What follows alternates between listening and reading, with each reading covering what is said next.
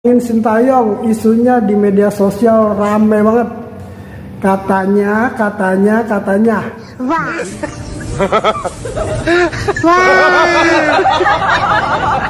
Udah ada tawaran. Gimana nih Bung Kesit? Ya kalau media sosial nggak rame namanya bukan media sosial, ya nggak? Jadi kalau media sosial sepi jadi nggak asik, ya nggak mungkin.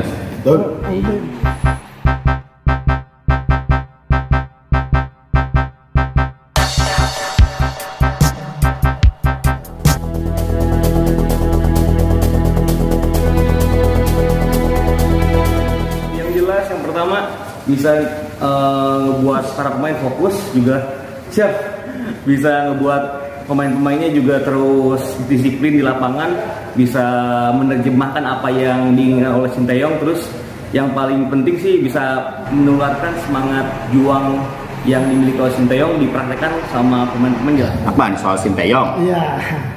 Ya kita tunggu aja Sintayong apakah kontraknya akan diperpanjang atau tidak gitu ya.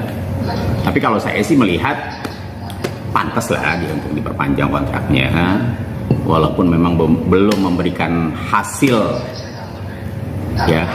yang membuat publik sepak bola Indonesia ini bisa bersukaria karena Indonesia misalnya juara gitu ya. Tapi kalau kita lihat dari perjalanan Sintayong menangani tim Indonesia ya, dari berbagai kelompok umur sampai tim nasional senior, progresnya oke.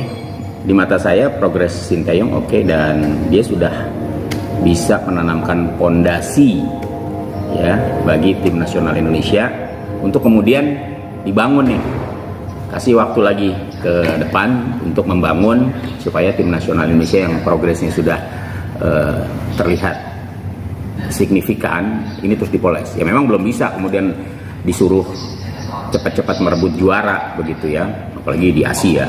Kita sudah bisa lolos ke babak kedua aja sudah bagus banget gitu ya. Artinya kita sudah menapak setingkat lebih bagus dibandingkan dengan Piala Asia sebelumnya yang diikuti oleh Indonesia. Jadi ya sesuatu yang wajar sih kalau menurut saya kalau Sintayong Pertahankan. Iya dipertahankan, tapi sambil dikasih target. Targetnya apa? Berapa lama dia harus bisa mewujudkan itu? 3 tahun misalnya sampai 2027. Oke, sepanjang 2024 sampai 2027 itu nanti kalau misalnya dia di kontrak harus jelas apa targetnya. Kalau misalnya dia tidak bisa mewujudkan itu, silahkan di. Siapa bapak lo? Hah? Siapa? Lo tahu? Ikat lah gitu istilahnya. Ngomong-ngomong habis kontraknya kapan sih Om Kesit? Orang udah rame banget nih. Ya kan dalam waktu dekat lah, 3 bulan ke depan kontraknya kan juga sudah harus ditinjau kembali gitu. Artinya kalau misalnya PSSI kemudian melakukan pembicaraan dan memberikan kesempatan untuk Sintayong kembali menangani tim nasional Indonesia, seharusnya di pertengahan 2024 ini dia sudah bisa memperpanjang kontraknya. Ya, tapi durasinya berapa lama kita nggak tahu. Kalau saya sih berpikir 3 tahun aja dulu, kasih perpanjang sampai 2027 ya.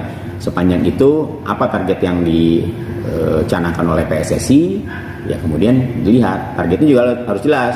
Target antaranya mana, target yang menjadi prioritas utama mana, yang harus diwujudkan itu yang mana. Kalau tidak terwujud, ya silakan diputus kontraknya, kan begitu. Sebenarnya saya nggak nih Om Kesit, kita sedang persiapan kualifikasi Piala Dunia kalau nggak salah. Di bulan Maret ya. Iya betul. Terus ada lagi event-event lainnya. Iya. Itu kan ada nanti ada Piala AFF juga, ya kan. Terus kemudian ada juga Piala Asia U23, ya kan. Jadi cukup banyak memang event di depan ini yang akan diikuti oleh tim Indonesia. Gimana? Tapi kalau pastinya nih dengan adanya set Sintayong tahu kan di media sosial kayak gitu, maksudnya gimana ya? Ya nggak apa-apa lah. Masyarakat netizen kan punya hak untuk mendukung, untuk tidak mendukung gitu ya. Tinggal kita melihat aja secara objektif mana yang menurut pandangan kita itu harus dibenahi, mana yang menurut pandangan kita itu memang ada progres yang positif. Kan kita harus melihatnya harus seperti itu gitu. Kalau memang kita lihat lebih banyak progres positifnya, ya kenapa tidak dilanjutkan kan gitu. Indonesia tadi akan menghadapi berbagai event. Ya kita masih punya pertandingan di kualifikasi Piala Dunia nih 2026. Kita akan menghadapi Vietnam, menghadapi Irak dan Filipina.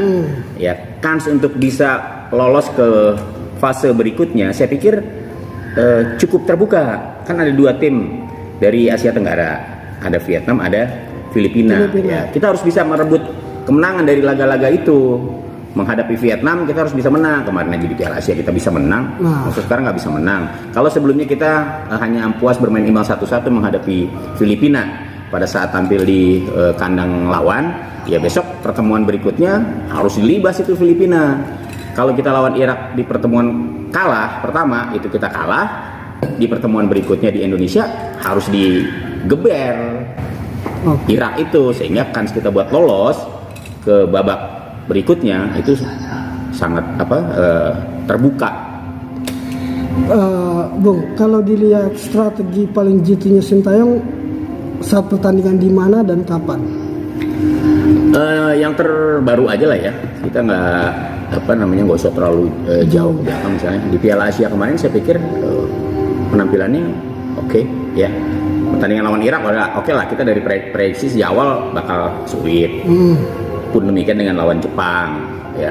Tapi menghadapi Vietnam kan kita melihat bagaimana penampilan Indonesia yang lain dari biasanya, dan itu yang harus terus ditingkatkan. Jadi tampil dengan ciri permainan sendiri, tampil dengan determinasi yang begitu tinggi, rasa percaya diri yang tinggi, sehingga kita bisa memenangkan pertandingan itu. Artinya apa? Tidak ada istilah kita kemudian kalah lawan Vietnam, gitu loh. Nah, kita sudah bisa memenangkan pertandingan di Piala Asia lawan Vietnam, kan berarti ini sebuah langkah maju gitu. Artinya kita sudah bisa membuat perhitungan dengan mereka gitu. Kalau untuk tim-tim di Asia ya memang kita harus mengakui level kita masih di bawah mereka.